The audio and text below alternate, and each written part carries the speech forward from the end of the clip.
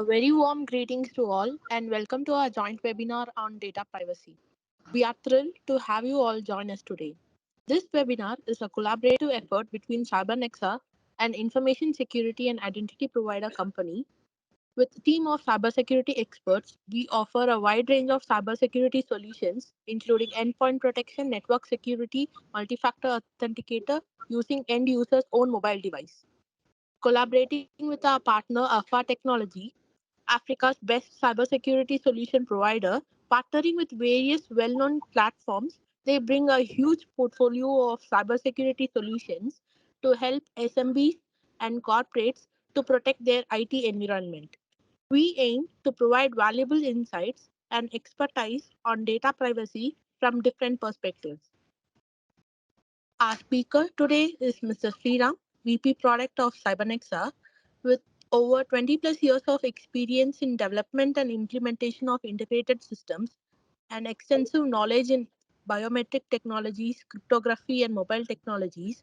He is good in client service with techno-functional knowledge in banking, retail, and insurance domains. He is here to share his knowledge and experience with us. Throughout this webinar, we encourage active participation. We hope that by the end of the session, you will leave with new insights and actionable strategies. So without any further ado, let's get started. Over to you, Mr. Sriram. Thank you so much, Divya. Thanks for the introduction. Warm greetings to all, one and all present in this webinar. I'm very happy to present about the data privacy, which is currently the topmost happening in the world. So this being the Data Privacy Week, so let's look at what it means and turn it into awareness into action as such. So the agenda today is we'll just look into overview of data privacy, the week, what happens, why data privacy matters to one and all, be it an individual or an organization, the landscape of the current data privacy, where we are heading and what are the challenges, the privacy threats for individuals and organizations, the best practices and individual and organizations can follow so that the data, whatever data they have, their data or the end customers data, that can be protected as such. So we combine one of the key important aspects of multi-factor authentication, how it can play a crucial role in terms of protecting the end users data or organizations data as such. So then we will talk about the case studies, what Cybernexa as an organization has implemented in the current market, the customers where it has been implemented and how it protects the data. And I will also touch base on Silog MFA product as such. So the week of Jan 22 to Jan 28 every year is celebrated as Data Privacy Week. It's an ongoing annual initiative to promote and educate people about safeguarding their personal and sensitive information. So which is more or less how they can protect the privacy of their data. So this year's theme for 2024 for data privacy is take control of your data. So this is very apt in terms of like how we can take control of our data, our information sharing. What can we do to protect our data? So only we can protect our data. So that's a very apt theme what the various alliances have given. So let's look at how it can be done. So what are the objectives of and goals of this every year's data privacy?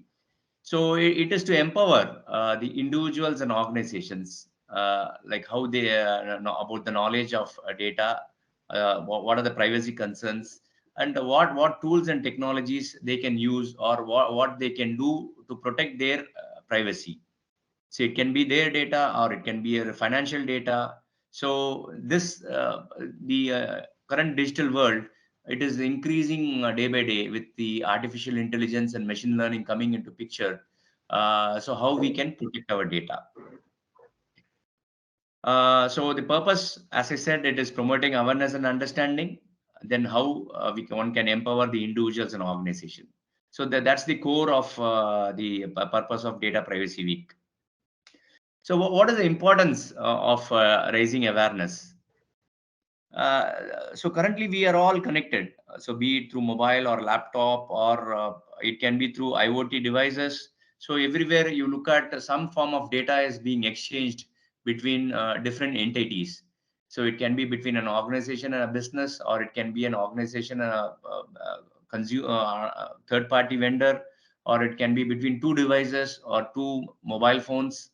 So there are a lot of data which gets exchanged. So one needs to look at like how which data can be shared, which need not be shared, which should not be shared. So the criticality of data is very important, and it is important that everyone is aware that what data they can share, they should not share. So this week actually serves as a platform to highlight that significance. So we at Cybernexa, as a company, we are into cybersecurity products. We thought like, why don't we come out with a webinar on data privacy? What are the things of do's and don'ts of securing your data, so that organizations or individuals can benefit out of it, and per se for organizations, they can also look at how they can enable our solutions to protect the data as such. Uh, I would request users who are not speaking to put themselves on mute. Uh,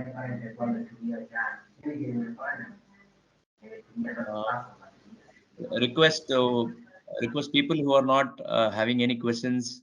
I would request them to put on mute. Thank you so much.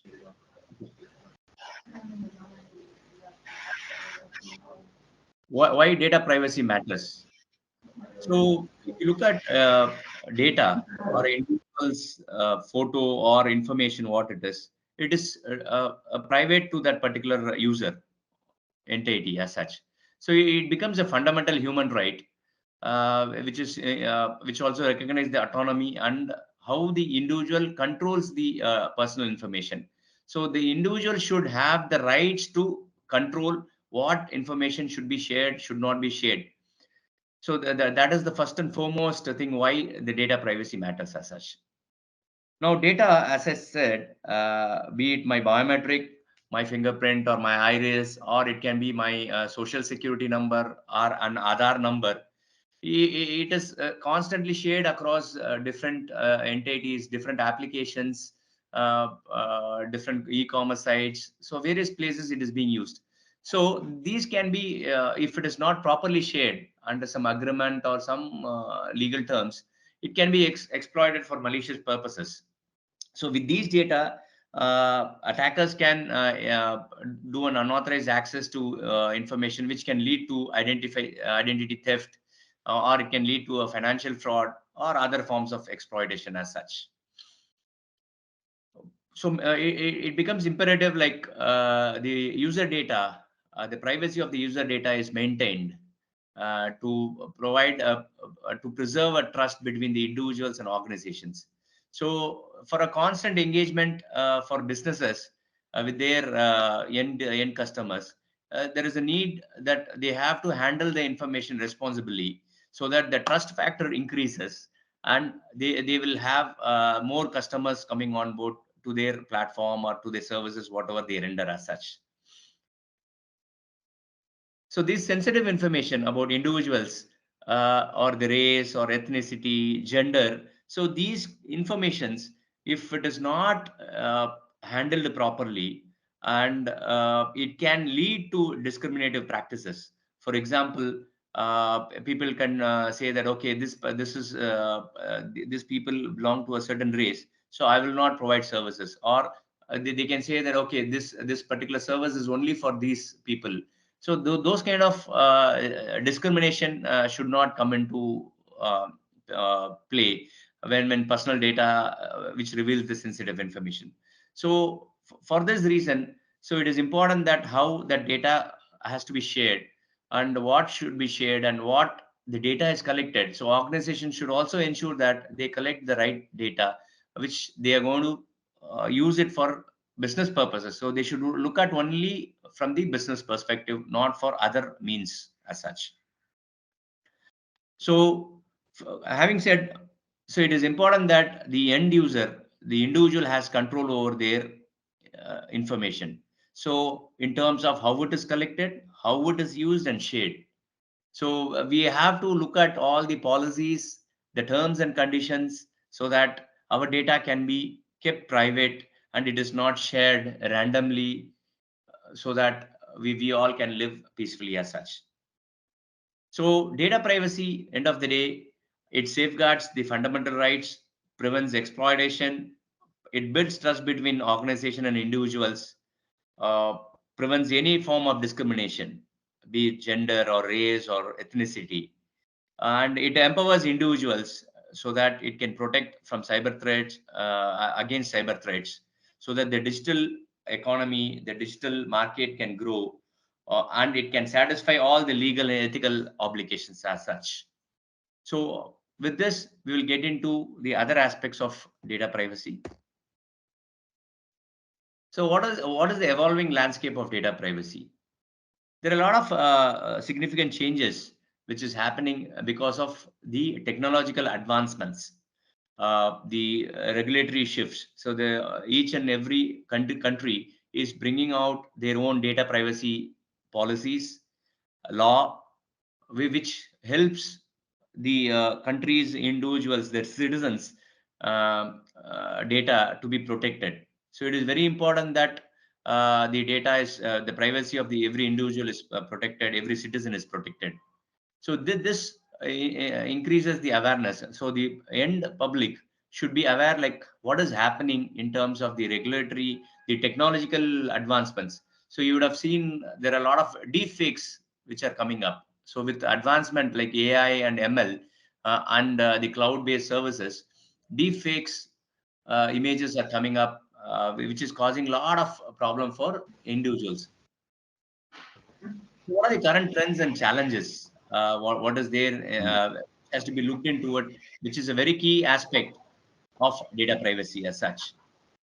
So the first and foremost is, as I said, it's the digital transformation. So use of technology, the cloud, AI, the infrastructure, booming of infrastructure, the speed in which we can connect, the internet, everything. The transformation is causing a lot of challenges. It provides a lot of things. We share information left, right, and center as such. Then comes the remote work. After COVID, many organizations have gone into work from home options. So when they connect to their corporate network, so it is important that the right person is connected to the network, so that unauthorized access is not given to the corporate data as such. The artificial intelligence, the boom of artificial intelligence has really causing a lot of, it is a bane and a boon. It's a boon and a bane, I will say. So it can be used for good and it can be used for bad things also. So the automation, there are a lot of tools which are coming up, so which can automatically extract data when it is being shared, and then it can be pumped to a lot of marketing and other organizations, where you get bombarded with a lot of spam mails and phishing and wishing mails as such. Cross-border data transfers. So between countries, there are a lot of data which is being exchanged. So that is also causes a lot of challenges. Okay. So, these are the current trends. So the challenges what we are facing is the threats from cybersecurity threats. For example, the attacks what are happening. Hackers are coming out with new tools. Uh, AI, there are a No lot of. point of occurrence. Right click, Sorry, is there a question? left click. Hello, is there a question? Okay. So if there is no question, I would request the participants to put themselves on mute. Thank you. So what are the challenges? As I was explaining, the cybersecurity threats. So with a lot of hackers, they are employing the latest artificial intelligence technologies. The power of computing is increased. So using which they are trying to see how they can get the data from wherever it is possible, hack into organizations' network, and try to steal the data. So this leads to a lot of privacy concerns. You would have seen, like in dark web, there are a lot of details which are posted: Facebook, Aadhaar, credit card informations, which are posted in Facebook, in dark web for very meager amounts. As such, one can get those data and then start using it for exploiting it for other means. As such, skill gap in technology, that is another thing, like where employee awareness is not there, or the people, the end users who are using the mobile phone, and they are not aware like what data they have to share, the photos, whether they should share it on Facebook, Instagram, social media. So it is very important that they understand what is happening with technology. So that is causing a lot of challenges. So growing employee privacy concerns. So there is a lot of concern from the employees. Like these are things like what is happening, whether their data is going to be shared across platforms or from organization to other organization as such. Then ethical use AI and bias. So organizations who use AI, who provide AI based systems, so they kind of becoming vulnerable. Even chat gpt, which is becoming very popular, which has become very popular. So it can provide source code for malwares, source code for trojans. But so it is very important that these organizations also restrict themselves from providing those kind of informations or source codes which can exploit organizations or individuals to extract their data as such. So what are the privacy threats for individuals? So one of the foremost this one challenge, what how the threat what the individuals face is phishing. So these deceptive websites or deceptive mails or deceptive messages can exploit the individual to divulge their sensitive information. So it can be login credentials, or it can be a credit card, or it can be an SMS OTP, or personal data. So they pose as trustworthy entity, and they try to collect these data. So it is very important that individuals understand what is phishing, and phishing related phishing, smear phishing, lot of things are there. So they need to be aware like these things are existing. They need to look at constantly at these kind of webinars or other materials and documents which are available, ensure that they don't fall prey to these kind of phishing uh, entities as such. The other aspect is identity theft. So identity theft in terms of social SSN, Aadhaar, financial informations. So it gets stolen through fraudulent activities. So as I said, through phishing or swap or other kind of thefts, these personal informations are stolen. So when they steal it, so with that the identity of the user goes, and the attackers can use it for other means, and use it for financial exploitation or any other form of getting access to systems as such. The most challenging one what the organizations face or individuals face is their data breaches. So I would have logged in to registered with Facebook or any other social login. So even attackers or hackers don't leave these large social websites, social media websites being breached.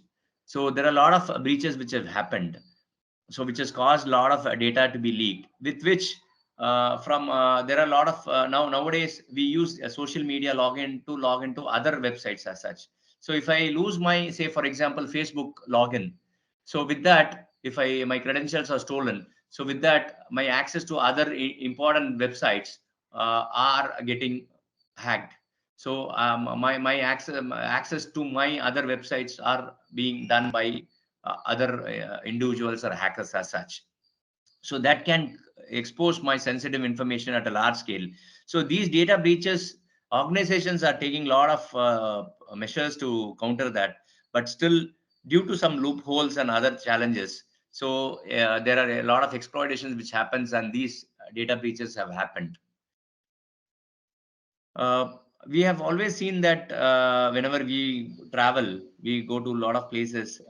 We be it a hotel be it a restaurant, be it an airport or railway station. So there are a lot of Wi-Fi networks which are there. So these are unsecured Wi-Fi networks. So there are a lot of eavesdropping which happens in these networks, which can help attackers to intercept and collect personal data. So individuals should be wary of these networks and should not log into these such networks. The mobile has become ubiquitous. So we see everyone carrying a minimum of one mobile device. So for either for calling, and with mobile with 5G and the internet being prevalent, uh, broadband and other services, people have started using mobile devices for sharing information, doing their daily activities instead of logging into laptops and desktops as such. So one should look at how they're constantly their informations are being tracked, their locations.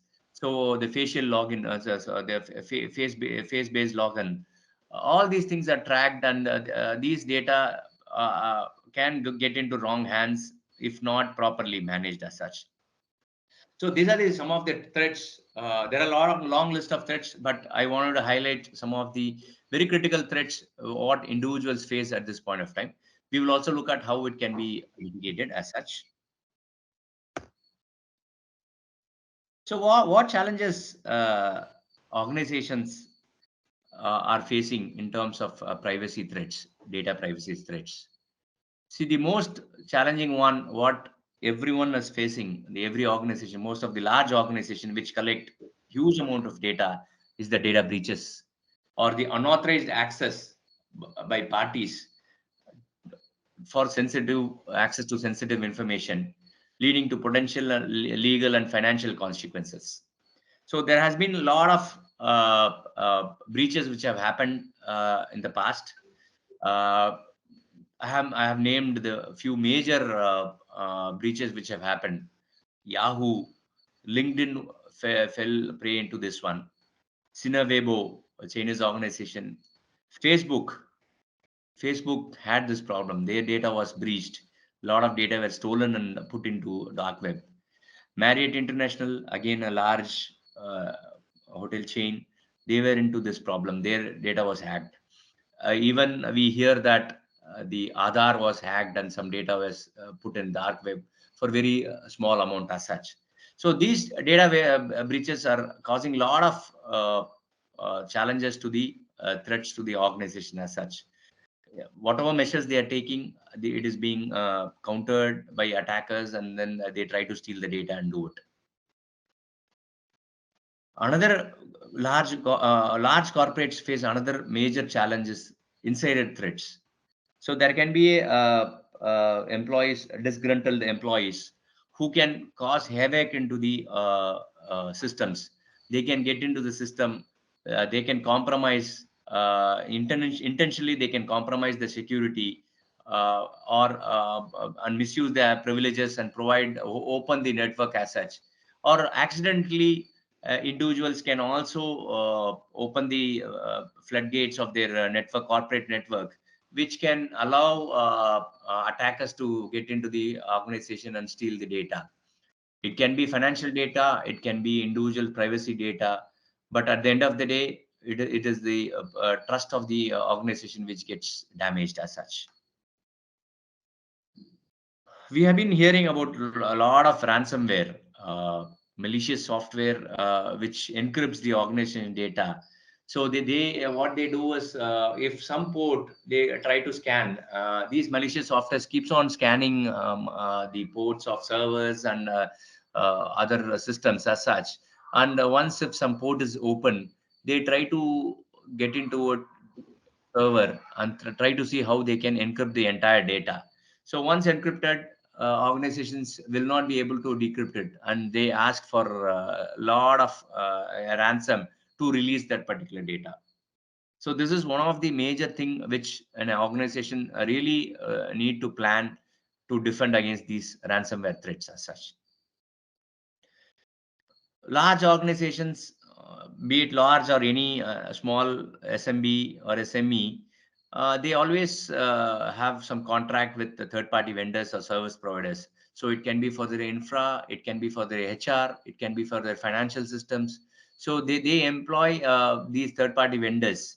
Uh, so these third-party vendors and service providers, even if you have scrutiny, so you may not know like who's the other person, the other end, who's using accessing your organization's data as such. They can provide a lot of security risks if they are not if the organization does not cater to adequate measures, if they don't take adequate measures. So it becomes a very challenging one for preventing threats from these third party or vendors or service providers as such. Organizations should look at uh, providing strong security, implement security measures in terms of network, software, access control to the physical access control. So it becomes very important that uh, they provide a strong measures, implement strong measures for these things.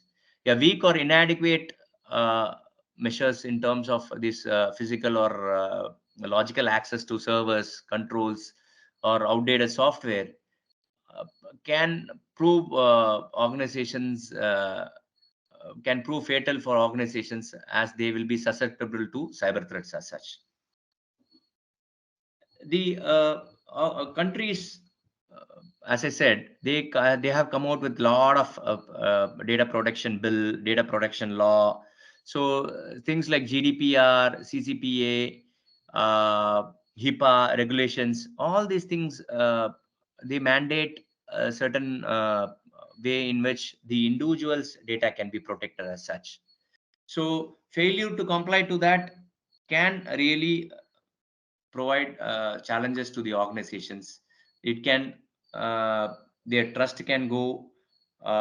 People may not come, or entities, users may not come to the organization, or businesses, other businesses may not come to them if they are not compliant with certain regulations, the country's regulations as such. So organizations should look at how they can protect their data, their employees' data, and their customers' data. So they should ensure that it is ensure that these ensure that adequate security measures are taken, and it can prevent them, so that they can prevent themselves to cyber attacks as such.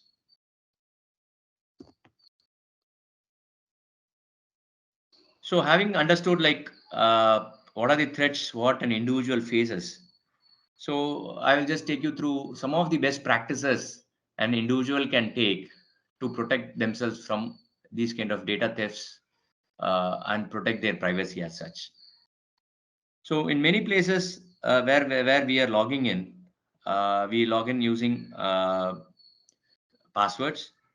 So we have to make sure that the passwords what we set, it follows the complex, it follows the combination what is required, the policies what is required or requested by the individual websites or something like that. Even if they don't mandate those kind of policies, ensure that one provides a strong password in terms of combining uppercase, lowercase, numbers, and symbols, so that a brute force cannot be done on those passwords. So guessable passwords like date of births or common names or first name, last name, or email ID. So these things should not be kept by individuals as such as their password for any of the systems. Be it if they are an employee, they should not do it for their organization applications, or if it is on a social media or government websites, they should ensure that they keep a strong password. One needs to look at the policies and settings what is offered by the websites, the e-commerce or any other service providing entity. So they need to read the policies, the regulations, and the settings, so that they can customize and control what information they can share or what information they want to share uh, to the when their database is being used by the organization. So it is very important that individuals understands these things. So whenever they create an online account for social, email, or any other government, or for any other applications, they should ensure that they read out the privacy policy, and ensure that only what data they want others to view, they should only share that. Individuals can also enable multi-factor authentication. Now, every system nowadays, it provides multi-factor authentication. For example, Google provides two-step verification. Google provides two-factor authentication for their email or their Google suite of applications. Microsoft similarly, they provide it. Even other organizations like Cybernexa, we provide multi-factor authentication for critical applications, for email, for social login. So one can subscribe for these services and provide an extra layer for their passwords, which can provide better security beyond the normal password as such. Okay. So devices are the challenges. So as I said, these devices carry a lot of information about the individual. So it can be the bank accounts, it can be credit card information, it can be their social login details, it can be their photo, theirs or their very close members' photos as such. So it is very important that these personal devices, even if it is lost, they cannot get the data as such. So one should look at how they can secure it through passwords, biometric, or they should look at tools which can encrypt the data and store it. There are a lot of tools which are available in the market, okay, which can securely store the passwords, the biometric information, the personal data, the password, the photographs, and encrypt the data. So one should look at buying these tools and then using it as such. So they should look at phishing. There are a lot of online uh, documents and videos which are available. So one should look at the phishing, how phishing happens, and how they should not uh, uh, click on links or unsolicited mails or messages which ask for personal information as such. So they should look at, understand, and learn as such. Another information is location. So location based things are happening now. So location based preferences, location based marketing. So these location, whenever we enable and we keep it, automatically other malwares or other applications can use that and push it to attackers who can try to see a pattern in how the individuals use. So it need not be online or digital attack which can happen. So it can be on a physical attack also which can happen, where the individual is tracked. For example, how they go in a day, on a day, how they travel between their office and systems, or what places they frequent out. So these information, location based sharing, can really cause a lot of challenges. So one should look at how this data can be shared. Only for certain places it should be shared, not for other places. For example, it can be shared for a ride, it need not be shared for any other websites. So if you're looking for restaurants, ensure that you give a name instead of sharing your location. You give a place in which you want to have that information collected. You should never give your location and try to search. So these are things like which one should ensure their data can be protected as such. So the most crucial information is social media use. Mindful use of social media is very important aspect. So we connect through Facebook, Instagram, WhatsApp. So other platforms are there. So how LinkedIn. So how we can connect. How what data we can share. So we have seen like people share their photographs like where they are traveling currently, and you would have heard that their house has been attacked. So that is the reason. The reason is the burglars know that okay, you are away, and they can and your house. You have tagged somewhere your house. Somewhere they would have stolen your house, and they know that currently you are not there. So automatically they they burgle. It is very easy for them to physically break into your house as such. So one should refrain themselves from doing it. So on live as such. So when they are there, they should refrain themselves from sharing those photos or live locations as such. So they can always do it once they come back, and they can post it like, this is my travel photos from so and so date. So these things very plays a vital role in preventing attacks on your privacy. It can be physical or digital as such. So I would request everyone to mindfully use social media to protect their data. So what organizations can do? So it is very important, the organization uh, to provide a privacy first culture or establish a privacy first culture. So employees needs to understand the importance of protecting personal information. The personal information can be their information or their customers end customers information. So they need to understand, like, okay, they cannot directly fetch data from somewhere and then give it for testing for some other places. So they should be mindful in doing that.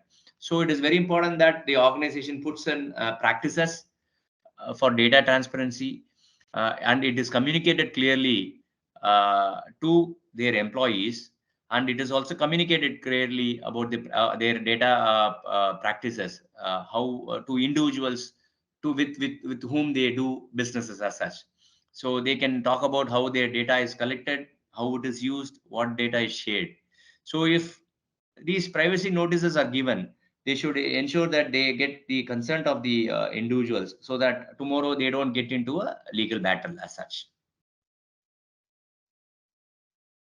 We know that these information, whatever data which is collected from individuals, are stored in servers or systems or data storage devices. Access to these systems are through remote or through other means, or through websites or web applications as such. So organization, if they are building a product, or if they are providing an infrastructure as a service, or if they are providing any other kind of services, digital services, they should ensure that proper access control and user authentication is enabled. One of the key factors what they can look at is enabling multi-factor authentication, which can provide a strong authentication measure whenever a user logs into a system or trying to access a particular data, or an employee is trying to access the corporate network. They can ask for a multi-factor, another factor of the end user who is accessing it, and authenticate them and provide access accordingly. This can prevent a lot of malpractices. The data breaches can prevent against the data breaches, and these data need not be stolen from these servers and other systems as such. Privacy audits are another assessments. Audits and assessments are very critical aspect. So we may feel like, okay, we have implemented the best practice in organization, but only a third I can say that, okay, there are loopholes in this system. So yeah, organization should make sure it as a practice that every year or every 6 months they conduct audits on their systems, ISMS or any other quality ISO audits, so that third parties can audit and find loopholes, and that can be patched by organizations and fixed by organizations to ensure that the data is not stolen as such. Uh, they should also look at how they can comply with the individual organizations. So we have seen, like, organizations have spread across the globe. So they have to ensure that every country's policies or regulatory compliance are adhered to. So which can give a lot of trust to the end users in that particular country, so that they abide by the protectional laws and regulations of that country. So which can provide seamless operations for the organization in that particular country as such. So when incidents happen, or uh, there is a breach, so how we will not be able to know anything. We will not be prepared, and it will go unnoticed. At times it will get unnoticed. So it is very important that there are incident response and preparedness which happens when such events can happen. So what should one do? So they should have a lot of incident response tests. So against the data breaches, so they themselves can create a situation, simulate a situation, kind of such kind of breaches, and see how the employees react and how the system gets shut down without before the attacker gets access to the critical data. So they have to have procedures. They have to have external people involved or organizations involved who can carry out, for example, a DR drill. So they can go for a DR drill. So and they can ensure that their data is secured as such. So these are some of the best practices which I feel an organization should look at and implement, so that they can protect their employee, their organization, transaction or operational data, and the first and the foremost is their end users data as such. This will create a lot of trust within the for the organization, within the organization, amongst the employees, outside the organization, with their end users. Okay. So we have seen that in both the slides for the end user individuals as such and the organization. One of the key factors, apart from securing their network with policies or with strong passwords, it has become imperative or important that other forms of authentication also happens on top of your password, simple password, or simple access to the particular system. So multi-factor authentication has become a very critical part of a day-to-day activity, where it can and it plays a very pivotal role to defend against cybersecurity threats or attacks, which is happening on a traditional password-based authentication. So if you want to know what is MFA, it's a security method which requires a user or an individual to provide an additional identity of themselves before they are given access to a particular system or account. For example, I'm trying to log into a internet banking. So I may be asked for a OTP through an SMS or a time-based OTP, or it can be a push-based authentication with some kind of a biometric or PIN added to it, which only the individual knows.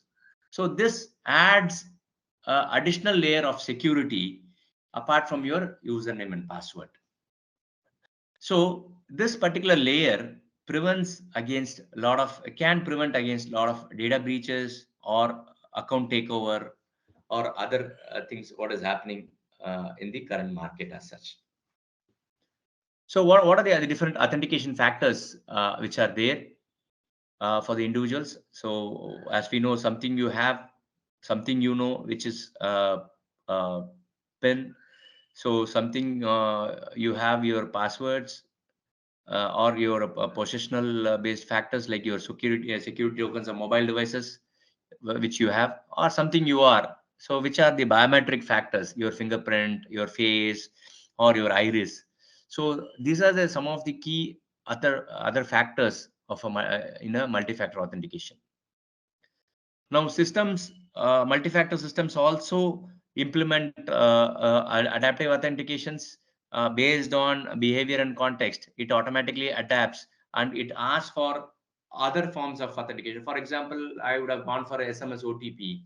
So there can be a challenge like my SMS would have been bypassed. So can I ask for a PIN-based authentication or a fingerprint-based authentication through push authentication, or QR code based authentication? So these are some of the things which an adaptive authentication systems they employ to ensure that the right person is accessing the system as such. So how can MFA support data privacy? Yes, in many ways, MFA multi-factor authentication technology or system can provide a lot of support to ensure that the privacy of data is maintained. Uh, so it provides enhanced security measures from the by protecting the sensitive to protect the sensitive information. It can prevent against password related attacks like brute force and other key logging and other password based attacks as such. It can protect against credential theft, because with just password, once password is attacked, automatically their entire credential or the identity is gone. So it can protect against credential thefts or identity theft. uh, for organizations, if you look at, it can prevent against unauthorized access to resources. It can be a network device, it can be an IoT device, it can be a server which contains, it can be a database which contains critical data of individuals, employees, end users as such. So it reduces the risk of unauthorized access to resources. So only on multi-factor authentication, after a multi-factor authentication, organization can allow end users to connect to a particular system. Even for remote access, MFA can be enabled as such. Okay, it can limit on the impact of compromised credentials as such. So once people start using multi-factor, okay, they are now aware, like, okay, there are such things are there. I need to ensure that I protect it through my through enabling MFA as such. So it increases the awareness and control. So one person, if he does, he will go and talk to the same about MFA to the other person, his neighbors, his colleagues, his friends, his kids, their family, everyone, they will, their friends, they will talk about that. So with MFA once into picture, so there is an awareness which spreads indirectly again amongst their groups, and it can help control the end users privacy data as such. It can provide a safeguard against personal and organization data. It can also provide a means of complying to requirements like HIPAA, PSI, PCI DSS, or GDPR, or any other data protection law, or certain requirements. So it can provide a vital this one for the organization to compliant to be compliant for these the requirements as statutory requirements. MFA can also provide business continuity. So if my data breaches are being done, so it can prevent, and it can provide continuity for the business to continue and provide services to the end users as such. So from this, we see that MFA can provide a lot of security measures and prevent and limit the impact of data being stolen, identity being stolen, and can limit the privacy of their data as such for individuals as well as organization. Okay, so as we saw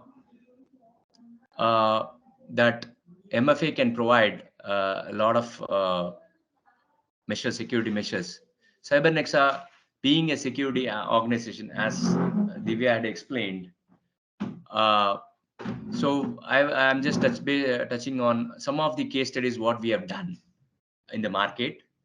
Uh, so we have multiple platforms.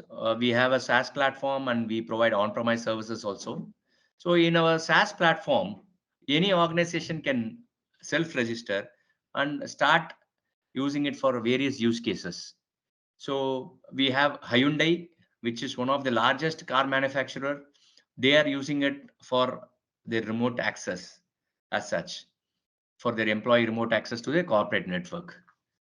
We have a lot of healthcare organizations, KPO and BPO organizations, which are using our SaaS platform to enable uh, multi-factor authentication for their application, access to application, network devices, SSL VPN, or Active Directory, desktop authentication, etc. We have implemented our product Cylog MFA for various banks like Cosmos Bank, Nagpur Nagarik Bank, GP Parsik Bank. Hmm?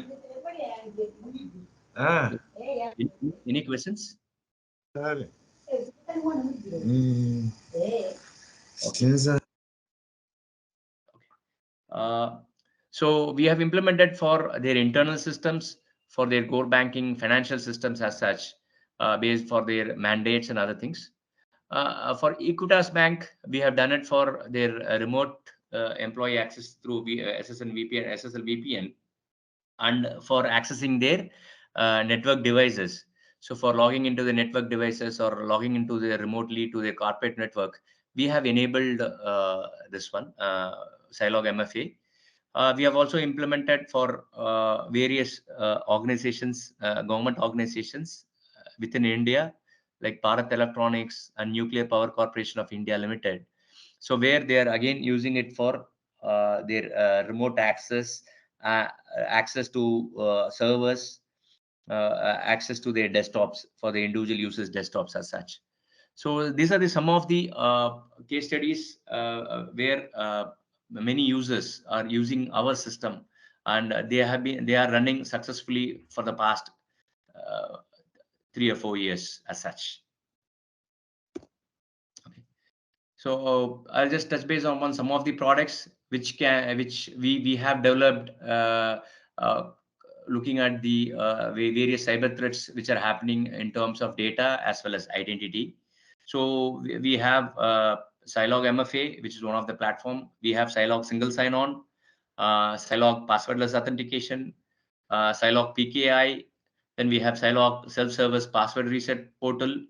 So these applications, these products can be used by various organizations to ensure that, or individuals to ensure that their organization data, their network, their systems, or the resources are intact and prevent against any unauthorized access or data breach as such.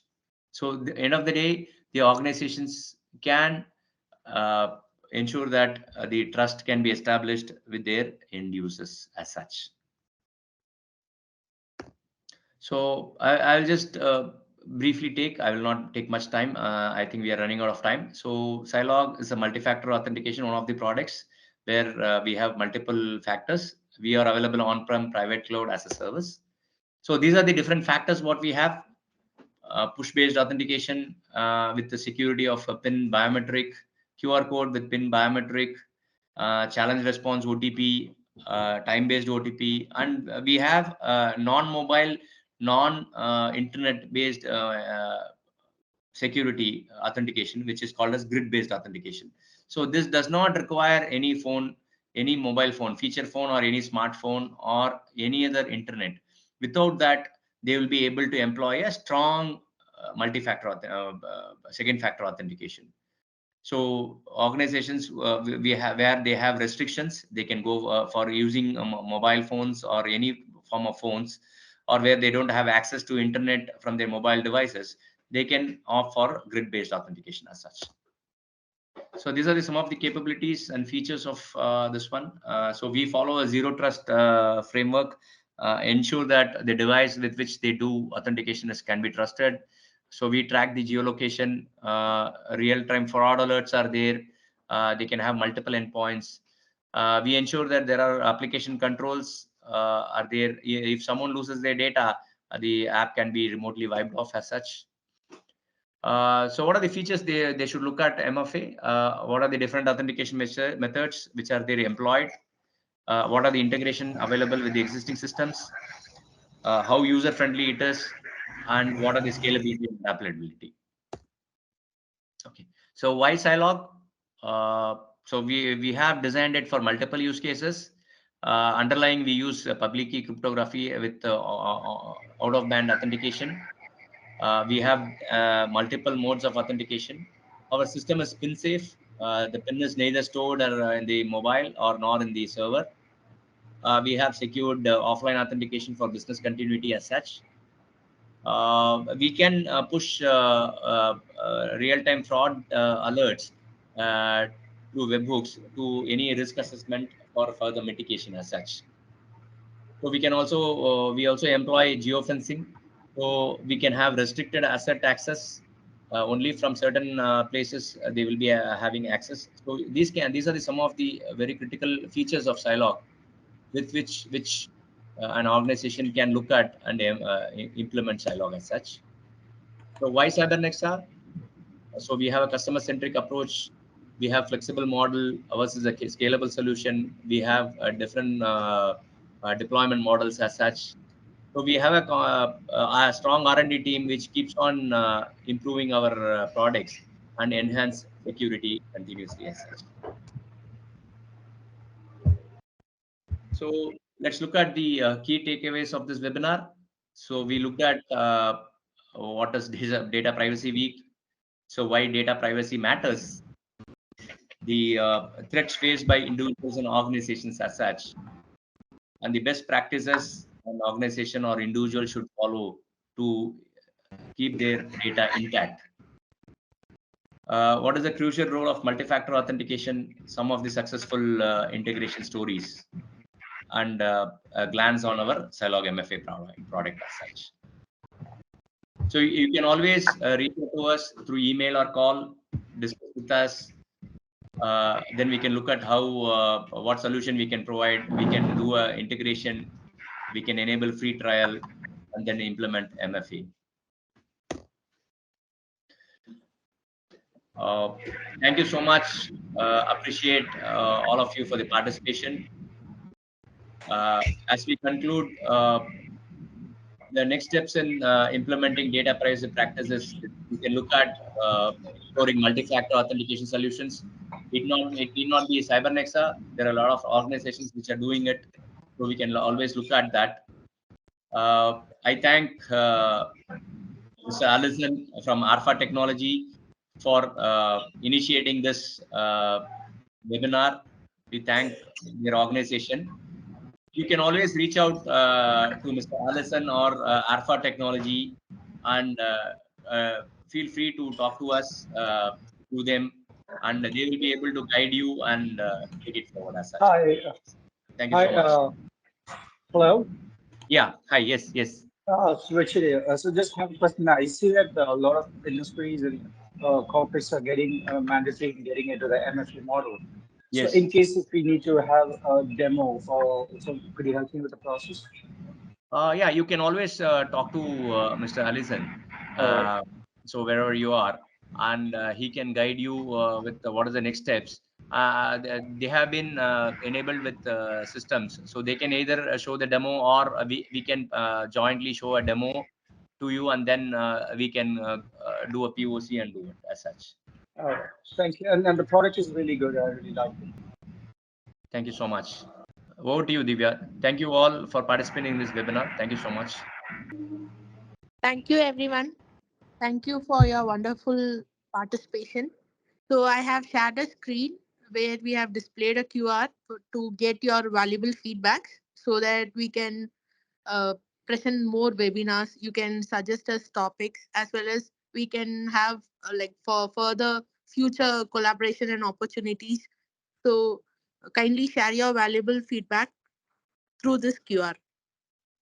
Thank you so much. Thank you for your participation. Have a good day.